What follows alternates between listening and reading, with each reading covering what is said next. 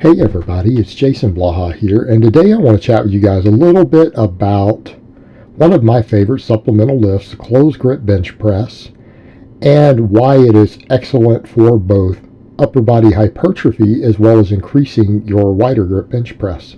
Now, before I go into more detail, a lot of people are going to say, but haven't you said similar things about other exercises? Well, yeah, that's true. We have different tools in our toolbox, don't we? Right? None of you are only going to do one exercise for the rest of your life. And I have many tools that my clients use. Right? People just assume that everything that I do exactly on camera is what I have anyone who I coach do. No, we use a wide variety of tools. And we rotate through these tools as far as even just chest development to get people stronger bench presses. We do floor presses. I do closed grip pressings. A lot of my guys use dumbbells. A lot of my guys use body weight dips for high reps. Some of them use weighted dips. Some of my guys do incline bench. Right? We use these different tools. And on occasion, I might even have some do a decline, particularly if it's a decline dumbbell. Okay, so we use different tools. And we use these different tools in strength sports, not just the bodybuilding world. We're interested in building maximum muscle mass, right? We are interested in getting big in the right places, right? The only difference, and I think this is where people lose sight of that, between strength and what bodybuilders pursue, is that they're choosing for certain proportions, right? A lot of times they choose for as much size as they can possibly get in theory, but they still have to balance certain things out. Now, they usually use synthol and stuff to balance those instead of training, but I digress. The idea here is that they're trying to balance out and build extra muscle mass in certain places for a look. And for strength, we're trying to build muscle mass where we need it to get strongest, on the lifts that we want to get strongest on. Right? Hopefully everyone understands that. The difference is that we just want to build the muscle to get stronger. That's why we're doing it. And we know that building muscle in the right places will make you stronger. Size does equal strength potential. Okay, that is not even debatable at this point. The research is pretty heavily in support of that. Does it guarantee the most strength? No. But for you as an individual, if you get a muscle bigger, you will have more strength potential in that muscle. And if it's a very important muscle or a very important part of a muscle to a big lift, that big lift's going to go up.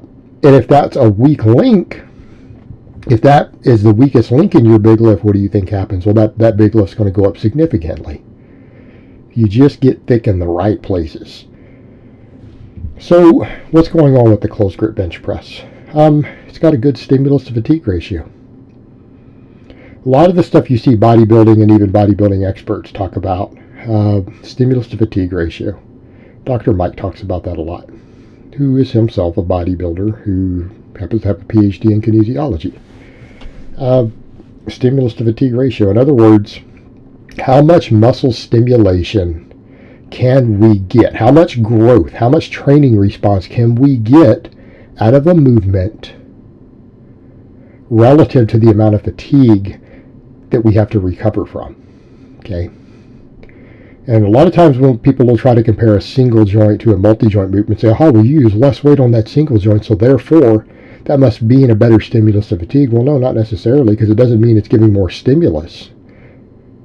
Right? In fact, it's giving less stimulus. If it only works one muscle, well, that's a hell of a lot less stimulus than an exercise that works three, even if you're using a lot less weight. Right? So that's not what we mean. Let's look at different chest presses. Right? With the closed grip bench, we usually are forced to use a slightly lighter weight. Your 10 rep max on a closed grip bench is probably going to be slightly less than your 10 rep max on a wide grip bench. Hopefully that makes sense to people. Is it going to be a massive difference? Some people it is. Some people they're very, very close. I'm pretty dang close. Right? I maybe get 5 pounds going with a lighter grip. But the point is the same.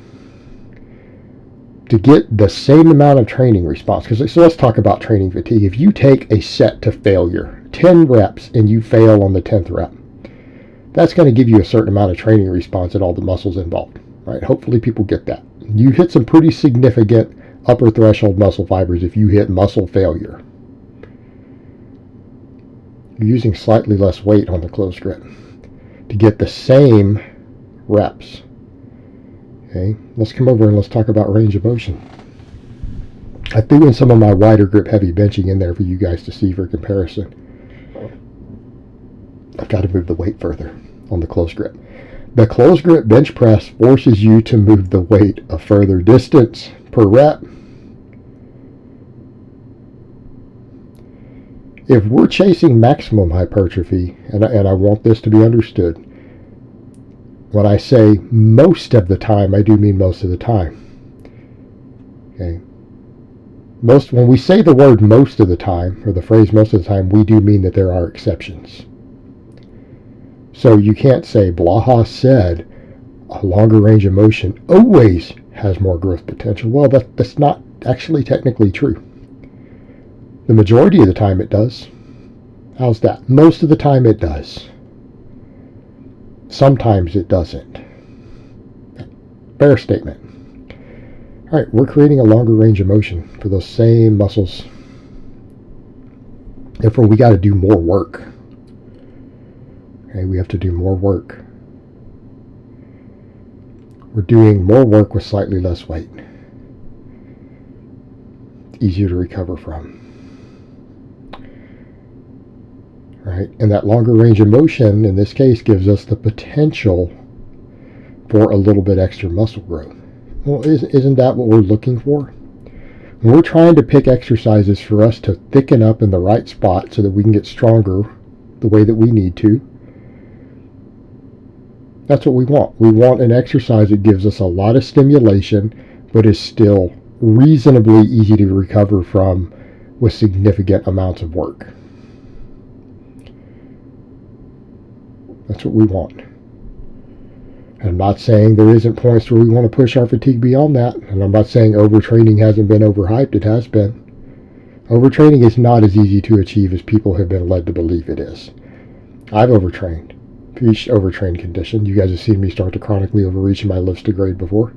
What did it take? I was maxing out 7 days a week and doing 20 sets of high volume work after the maxes.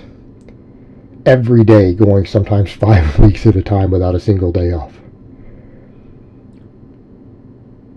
Eventually that started catching up with me. Even though I was taking deloads after about 5 weeks, it caught up with me. It took a while though. I was eating a lot, sleeping a lot. Sleeping 10 hours a night, was eating 4,500 calories. So there was a lot going on there. But it eventually caught up to me. But that's kind of what it takes to start to see the beginnings of overtraining syndrome. I didn't even get deep into it. I was just teetering on the edge. Very minor.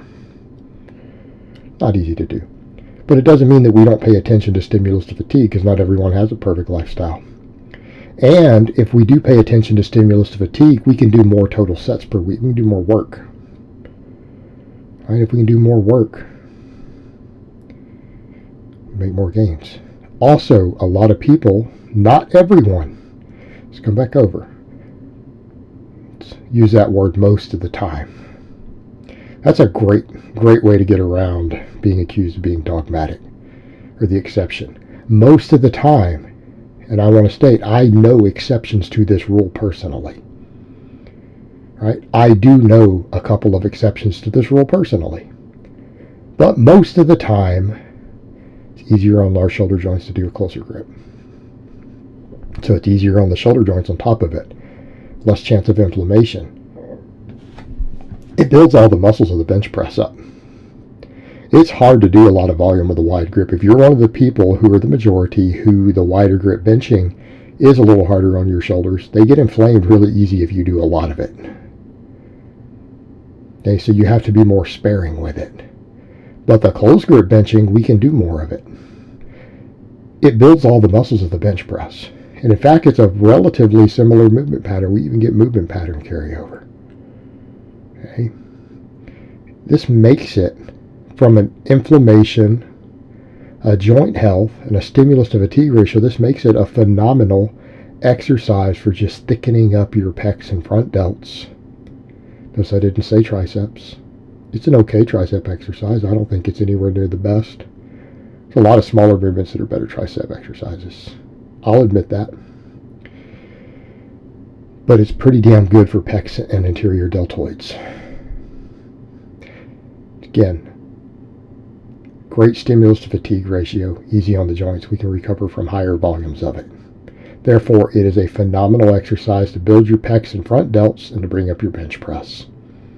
All right, guys, but that's really all I have to say on that today. I hope it's been informative, and I will talk to you guys next time.